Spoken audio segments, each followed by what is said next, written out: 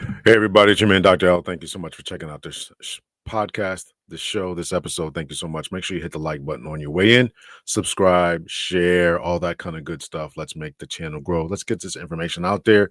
Let's have some conversations and let's do the breakdown. Yeah, yay. All right. So here's what we're going to do. We're going to talk about a show that is becoming very, very popular, and that is a show called Surrounded on Jubilee, or maybe it's Jubilee on Surrounded. I think the actual name of the podcast is Surrounded.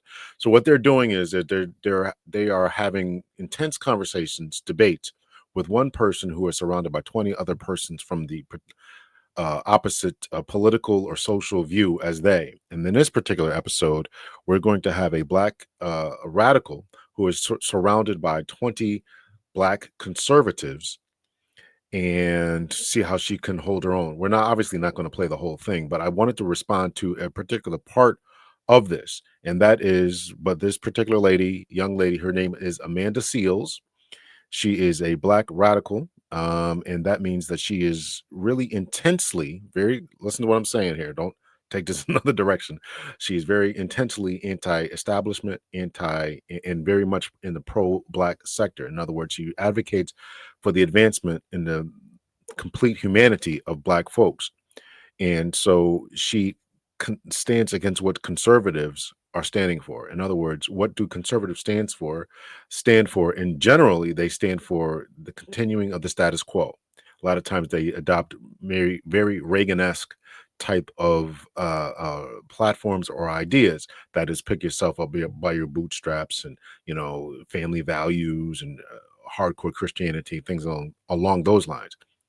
And Amanda Seal takes the perspective that so many things are important. Some of those things would certainly help the black community, but they're social. Not only are they social, but there are systemic impediments to progress. So we're going to listen to what she has to say a little bit. I adjusted my freaking. Okay, I think I like this one. I adjusted my blue here at the bottom of the screen here, so I'm very unhappy with that. So if you're not familiar with myself, my name is Dr. L. Make sure you hit the podcast like button on your way in.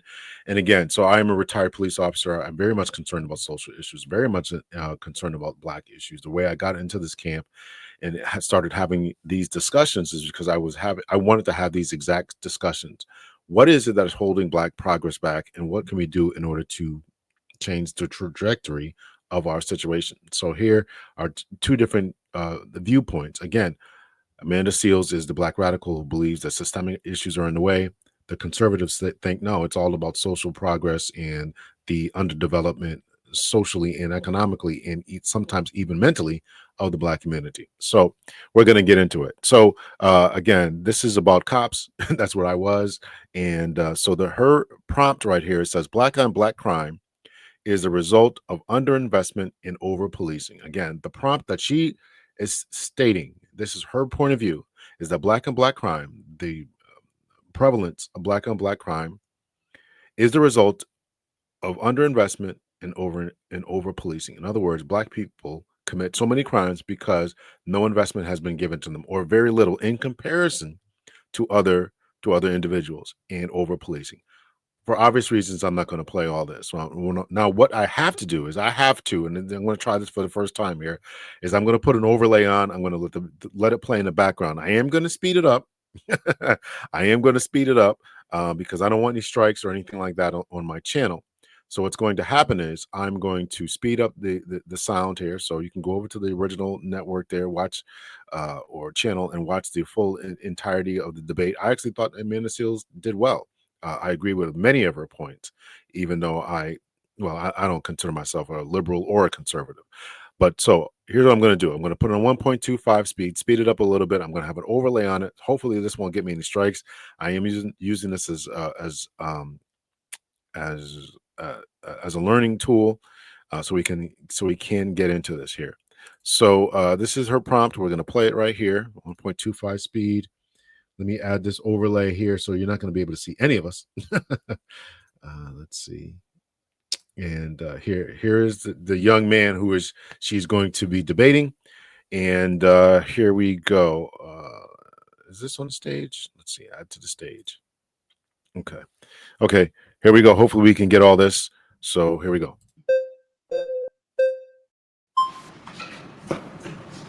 So you say that black on black crime is due to underfunding and overpolicing, essentially. Yes. I actually don't necessarily disagree with one of those.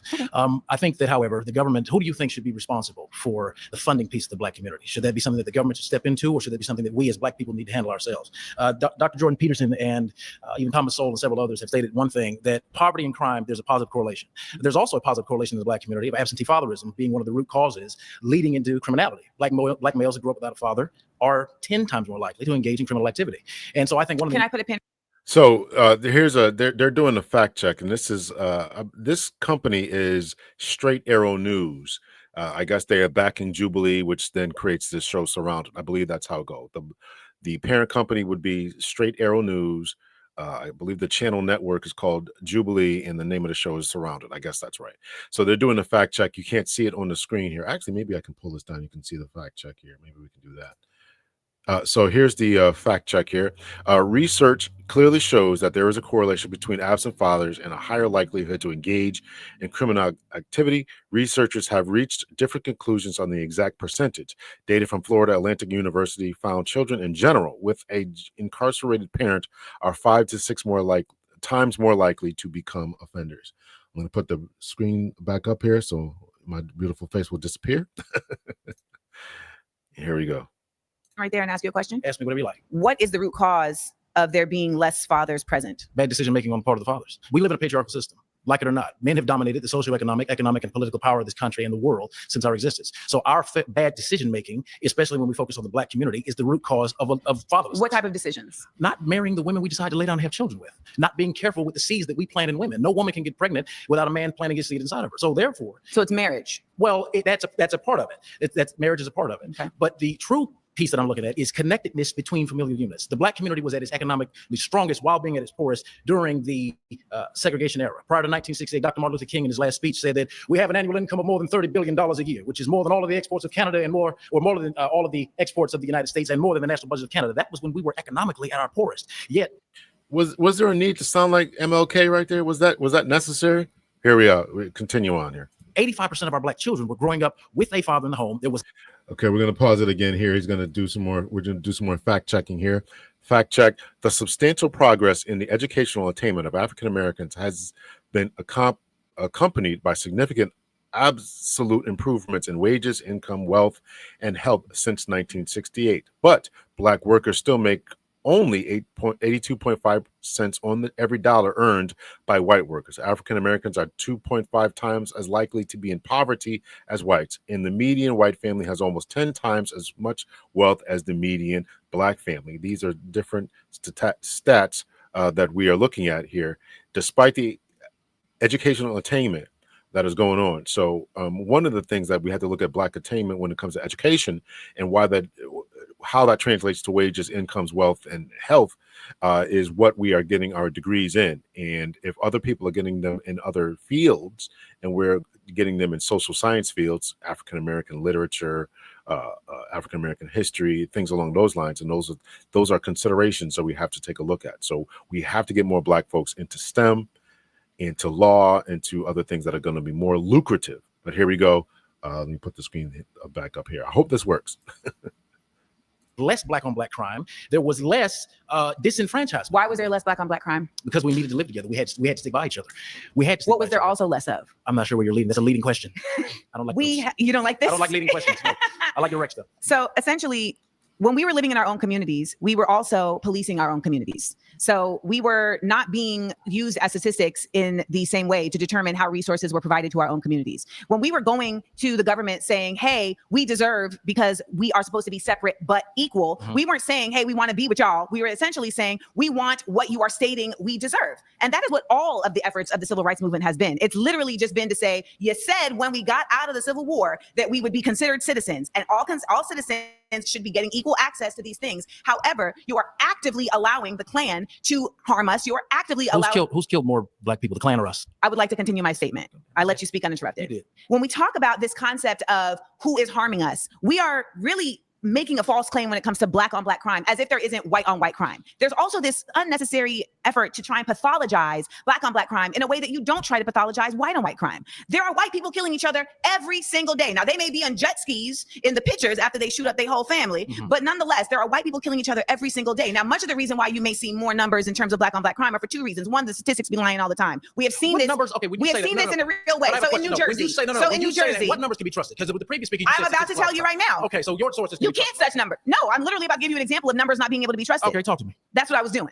I'm so listening. okay, then listen. Oh, the mic is on. So listen, in New Jersey, they had a statistic that was created by the police department that said, look at how many black people are committing crimes. Look at how crazy this number is. These black people are so exorbitantly violent. Look at this. And then people went and actually matched the names that they were booking with the faces of the actual people incarcerated. And it was proven that they were lying. So that's one. Okay, so that's one answer. That's Hold on. one No, you're talking to somebody. Admittedly, I'm not very aware of that particular stat. Let me see if I can find it here. Okay, I truly wish that they would have fact checked this, because I can't find that particular study. If anybody has it, please send it to me. But when I look it up, it comes up with a bunch of wrong facial recognition technology stories and stuff. So we'll continue on with this, what they're saying here. It works as a police dispatcher when I'm not making content. So here's the thing. So see. No. You see, well, the truth is, you're about to see the truth. If you just give me a second, like Trump said, just give me a second. I'm going to do the weave, but give me a minute. Well, here's what you all keep doing. You keep interrupting me when I'm talking, and you don't want to hear the point that I'm going to make, and yet you want me to respect your point, and that's not how a debate works. So if you want me to keep getting louder, I will do it. But ultimately, if I show you respect, give me the respect back. I let you talk. I let you make your points. I am countering your points, and my points are just as valid as yours, even though you got a pocket square and a Church of Christ pin on your chest. It's not a Church of Christ. Whatever. It's a cross. Same difference. You got an American flag, and you think you know something because you a cop. And ultimately, not a cop. it's ACAB all day over here. So let me make that clear. So that's the ACAB there. that's the ACAB there. So that's, let me take this off here. So that's the ACAB point. So if you're not familiar, ACAB stands for all cops are bastards. Right. So that is the philosophy that we don't trust anything that police officers have to say. We don't like what they do. we are distrustful of the system. So that's why I wanted to play that. So that's where we get the ACAB right there. So we'll continue on with this. We'll put the screen back up here, claiming fair use, as we do this for educational purposes. Here we go. Hopefully this won't get me demonetized. But let me also add to my point. My point is that you can sit here and blame black people on black people all day long and not acknowledge that we are forced into, you're coming to interrupt me again. I haven't even said a word. All right, that is flagged. So I'm gonna ask you to return to your seat. It's a waste of my time. Y'all just want to be seen. I don't need to be seen. All right, so that's what that is. So she is, let me remove this from the screen here. She is stating that all cops are bastards, and I thought that it was in that particular clip. You can go over and watch it, and they're going to get into, okay, what we're going to do is we're going to pick it up here from another conservative who is debating the point about and saying that it's black folks who need to pick themselves up by the bootstraps, stop blaming other people, and move forward, and while not looking, quote unquote, at the white man. All right, so let me put this on the screen here so you'll be able to see who this brother is. So that's him. And let me see, I gotta add this to the stage here. All right, so we're gonna pick it up here. He's made his spiel, and Amanda Seals is going to make a counterpoint indicating that another point that I wanted to bring up in this particular show is that the effectiveness of neighborhood watch. So here we go with this particular commentary here. Keep a working class down. Like that is absolutely a fact. It's not just white people. So I don't attend to that. But I will say the reality of there being systems in place is real. Over policing is a real thing. You know what's also been really real is the effort of violence interruption in certain communities, right? So we've seen this in Detroit, we've seen this in New York, we've seen this in Baltimore, where there are communities that have said, what we're gonna do is we're gonna be like a neighborhood watch for our community. So that before the popo even come, before 12 even rolls up in here, we're gonna actually put ourselves in between the conflict and calm it down. And that has been incredibly effective. But you know what? All right, let me put this on the screen here, and let's take this off here. So here's the screenshot here that says, according to the Department of Justice, Detroit's model for Neighborhood Watch significantly reduced crime and fear of crime. Neighborhood watches in general, however, have mixed results. So I have actually some screenshot that I want to put up here. Let me see here. We'll put this one up here. This is from U.S. Justice Department. Does Neighborhood Watch reduce crime? And this one in particular, let's see, can I even pull it up here? I can't. I think that the report is at the bottom here. Let me see if I can pull this up somewhere else so I can read it to you. Let's see, DOJ, I think it's this one. And the bottom of this indicates that citizen policing programs, this says the report's findings include citizen programs were associated with significant reduction in crime on average. On average, there was a 16% decrease in crime in neighborhood watch communities when compared with control areas. However, the results evaluations were mixed and show that some programs work well while others appear to work well or work less well or not at all. I cannot get this full thing here. Why can I not focus on down here at the bottom? Let me see if I can edit this. What does this say? Okay. Overall, there was insufficient data to justify definitive conclusions about why such programs are associated with positive outcome. Potential offenders might be deterred from committing a crime if they believe the neighborhood watch areas are too risky, and improved police investigation and enforcement will incapacitate offenders. It remains unclear whether neighborhood watch deters offenders or enhances police investigation. Okay, so that's that one. Yes, we're gonna, yeah, okay. Okay, so that's that one. Here's another report from the Effectiveness of Neighborhood Watch, Campbell Systematic Reviews. That's probably not as unbiased as I would like it. Here's another one, the effects of police performance and agency trustworthiness and citizen participation. Here's another one. This was an abstract. I can't remember which. I think this was from this particular report, I think. So I think that those two go together. You can pause it and read through that. Here's another one, do-it-yourself surveillance, the practices and effects of WhatsApp neighborhood crime prevention. And I think that was overseas in Sweden, I think. Let's see. And let's see, a few more here. There was one I had talking about neighborhood watch program for inner city school children. This one was effective. This one's a little dated, 2003 or 2008 or something like that. And so this one is crime prevention research review. Does neighborhood watch reduce crime? And here is the conclusions from that. You can pause that and read that over. So there is some effectiveness to these neighborhood crime groups. So they're saying it's mixed results. There are some that are out there that are good. I think that what I read before was the mixed results where they were not sure if people decided not to commit crime or if the police officers had more participation from the watch group, therefore they were able to catch more criminals and take more of them off the street. So I think that that's what's unknown at this particular time. So we'll get back into it. We'll let Amanda Seals finish up and then we'll call it for today. It's not funded. It's not funded. And you would think that like city councils and mayors and governors would say, shit, you know what? This is going to save us so much money, because why? Taxpayers keep having to pay for the fault of these police officers. And even though we say, well, only a certain number of people have died, that doesn't dispel the fact that a large amount, more Black people are imprisoned than any other group in this nation. And that is not. Let's take this off the screen here. So this says fact check. This is again Straight Arrow News. According to the Bureau of Justice Statistics, an estimated 32% of those in prison were Black, 31% were white, and 23% were Hispanic as of 2022. That's always an interesting. That's always what's been interesting. At the height of the drug war, or the height of the prison industrial complex, round about 2001 to 2002, 2003, in that era, I think the highest that the Black population got up to, it was 38%. Now we're 13% of the Black population. 13% of the overall population in the United States. So certainly 32% and 38% are extremely high and definitely disproportionate. But don't ever believe that there are more white people in prison. Excuse me. Don't ever believe that there are more black people in prison than there are other groups.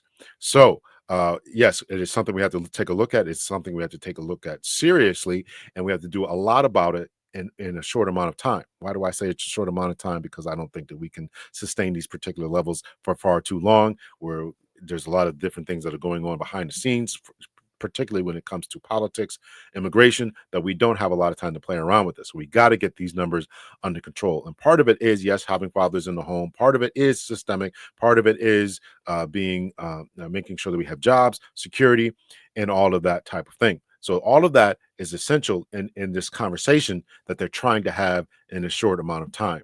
So we'll finish it off here. By accident. Again, I started with accountability. And it just seemed like but I disagree with you. No, I mean, I don't disagree with you. Because here's the thing. Look at our media. Look at rap. Look at what we're glorifying. Right. We're glorifying violence. Who's we? Who's the black community. Who controls the black community? Who controls the distribution of these sources of media? And who takes it in? And who takes it in? Listen, if you're okay, so let me put it in this context. If I have a company, right, and you guys are my employees, and I determine what you get to eat every day, that's also going to determine how you exist in this company, right? Like if you come to work and I say the only thing you can eat is processed foods and fried foods, and you're not going to get to have the best vegetables, etc. What's that going to affect? Your health. That's going to affect your ability to operate, etc.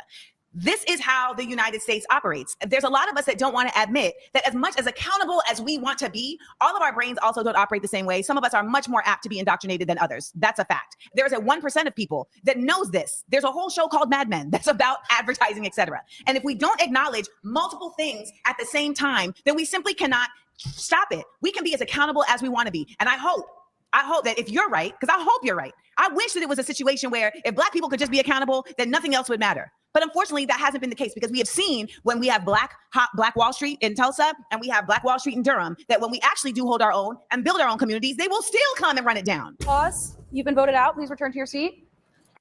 All right, so that's the comment. That's the show for today. Let me know your thoughts, your opinions, what you think about this particular episode. If you have not watched it, go over there and watch it. You can listen to that show, and there's other shows around the same thing. Jordan Peterson, a lot of famous people. Jordan Peterson arguing with Christians. I was watching a little bit of a show last night until I started to fall asleep. That was about Christianity, 20 Christians versus one atheist. Jordan Peterson did the same thing. There's a lot of other different, really, really good conversations that are having. If you have not watched the episode with Mehdi Hassan, in which he was debating a bunch of racists and fascists, that's definitely worth the watch. So go over there and watch that.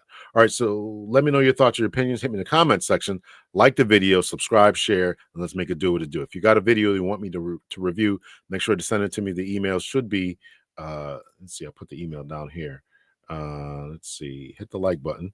Let's put that up here. I have a show topic. No, that's not it. Yeah, you can always email me. The email me should be at the bottom there. So you can go to biglphd@gmail.com. You can also buy me some lunch if you like. Let's see. And I think, I don't have that. Let me see here. All right. Oh, geez. All right. So hit me up in the email. Much love and peace, everyone.